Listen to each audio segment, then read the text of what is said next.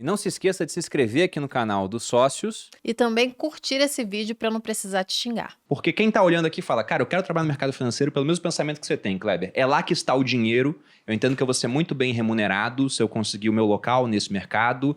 Mas quais são as portas de entrada e o que é cada certificação?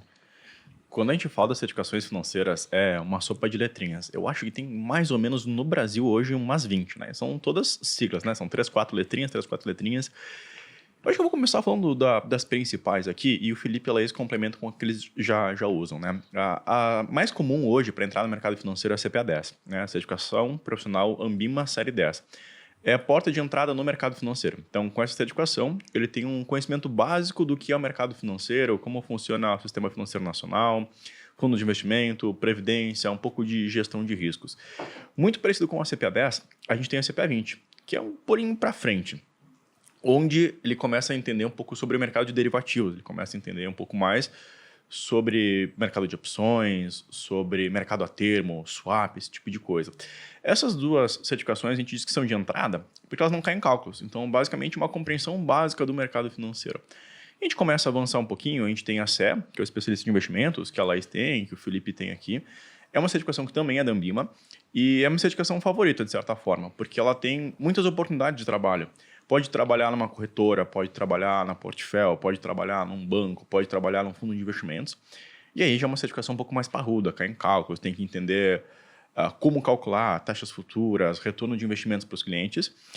E a gente começa a avançar um pouco no grau de dificuldade. Então, a gente tem o CFP, que é que eu tenho também, que é de planejador financeiro, é uma prova bem extensa, vale quase como um MBA hoje em dia, onde aprende as etapas de planejamento sucessório, tributário, investimentos no exterior. Tem um analista de investimentos, que é a galera da Speech aqui, por exemplo, que faz recomendações de investimentos abertas. A gente tem o gestor de investimentos, que é o que o Felipe tem aqui para abrir um fundo de investimentos. Tem outras certificações, como a Ancora, para quem quer trabalhar numa assessoria de investimentos em um escritório vinculado a XP, BTG ou outra corretora qualquer. Tem certificações, né? FBB, ANEPS, CA300, CA600, que é para correspondente bancário. Enfim, é um grande leque. Esses assim, né? certificados são como a OAB para os advogados. Exato. Então, assim a pessoa tem que ter esse certificado para poder começar a ensinar para algumas ou funções, prover... sim. Na verdade, é para trabalhar. Para trabalhar com pra trabalhar. investimento Então, com outras pessoas. Imagina o seguinte, né? Assim como o advogado tem que ter o AB, o médico tem que ter o CRM, são profissões regulamentadas. No mercado financeiro também.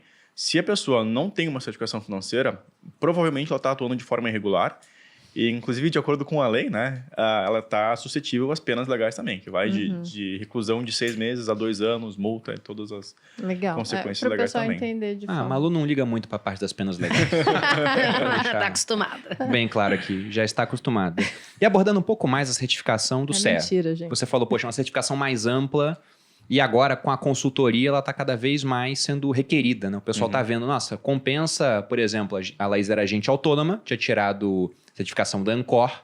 Essa é que o Thiago tinha, por exemplo, quando trabalhava no escritório vinculado a XP. E aí viu, não, vou fazer o CEA para virar consultora. O que é o CEA? E o que o consultor faz? Tá. Você quer falar do CEA, fala do consultor? Pode ser. Tá. Bom, o CEA, então, é uma certificação de especialista de investimentos. Ela te habilita a recomendar investimentos para o teu cliente, né? Então, qual que é a grande diferença do CNPI, que é um analista de investimentos, como a gente tem na Speech, o Gui Cadonhoto, por exemplo, o Arraiz, e um certificado de especialista de investimentos? O especialista, ele vai conhecer o seu cliente, ele vai entender qual que é o perfil do cliente, como ele se comporta, quais são as dores, quais são os objetivos do cliente. Então, ele pode recomendar investimentos de forma muito particular.